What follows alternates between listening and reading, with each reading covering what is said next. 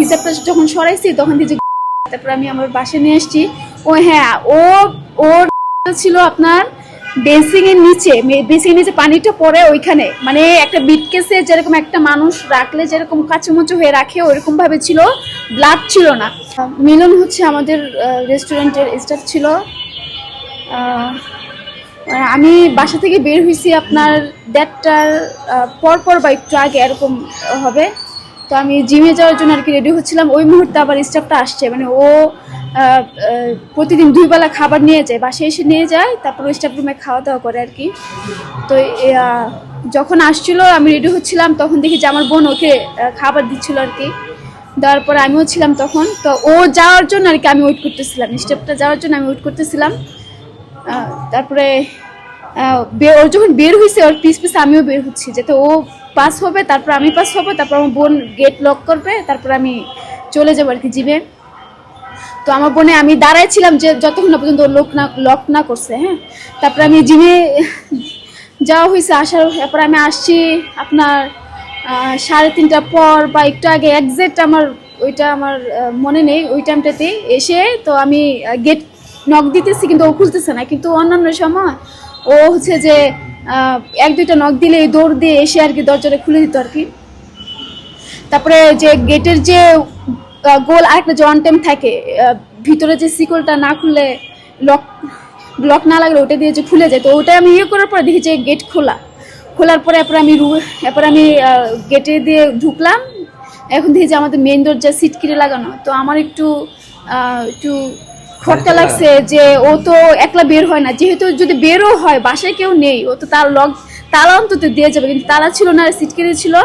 তারপর আমি রুমে গেলাম, রুমে যাওয়ার পরে আমার কিচেনের সাথে হচ্ছে আমার বেডরুম। তারপরে বেডরুমে আমি ঢুকবো, দেখি যে আমাদের যে হোটেলের যে বড় চুলা, আমি যে সকালে ভাত রান্না করেছিলাম ওই দেখি যে চুলা উল্টায় আছে, সব অগোছাল উল্টায় আছে, যেরকম একজন মানে দস্তাদস্তি বা ফাইটিং করলে যে একটা রান্না করে যে একটা অবস্থা হয় ওই দেখি যে ওইরকম। তারপর ভাতের পাতিলও ফেলানো, তখন আমি দেখার পরে আমি দৌড় দিয়ে আমি আমার ভাইয়ের রুমে, তারপরে আমার বাবার রুমে দৌড় দিয়ে যাই, দেখি যে সব ওয়ার্ড্রোব খোলা, যত যাবতীয় জিনিস আছে সব খোলা, সব মানে সব তালা ভাঙা।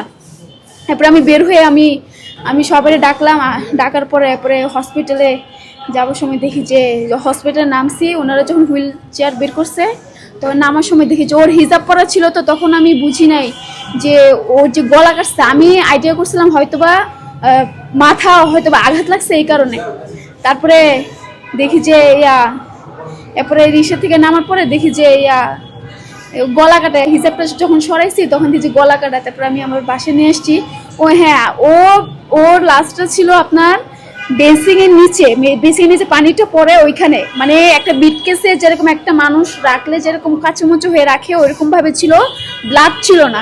তো ওই জায়গাটা সবসময় একটা কাঠ দিয়ে আমরা ঢেকে রাখি যাতে ময়লা পানিটা শরীরে না আসে, কিন্তু ওই দিন যে আমি সকালে কিচেনটা আমি পরিষ্কার করে গেছি, আমি কাঠটা ওইখানে রাখিনি, অন্য পাশে রাখা হয়েছে। তারপর কাঠটা যখন দেখি যে এটা বেড়া দেওয়া, তখন আমার একটু সন্দেহ লাগছে, তখন আমি এটা খুলে দেখি যে আমার বোন ওভাবে পড়েছে। তখন আমি এসে দেখি যে ওর শরীর গরম আছে।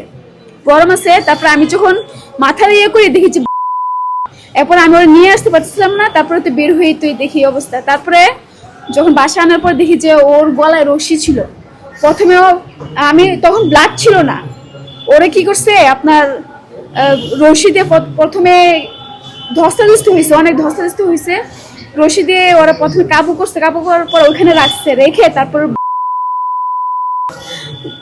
বটি দিয়ে কাটার পরে দেখি যে এই বটি আমার ভাইয়ের রুমে ফ্লোরে এই যে রাখা।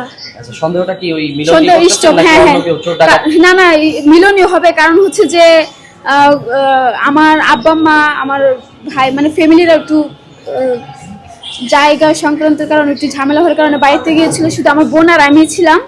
তো সব স্টাফে ছুটি ছিল, শুধু এই স্টাফে ছিল আর কি। তো এই স্টাফে 2 বেলা এসে ভাত নিয়ে যেত আর কি। ওর সঙ্গে কোনো বিরোধ ছিল আপনাদের? ওর বিরোধ একটু ছিল, কেননা হচ্ছে যে আপনার বুধবার সে লেট করে আসছে খাবার নিতে, কিন্তু অনেক রাত তো আমার বোন তাও দিছে, ওই দিন দিছে, কিছু বলেনি। তো বৃহস্পতিবার রাত্রে সে আবার 11টা বা 11টা প্লাস বা 12টার কাছাকাছি ওই টাইমে আসছে খাবার নিতে। বা 11টা বাজবে এরকম সময়, ওই টাইমে খাবার নিতে আসছে।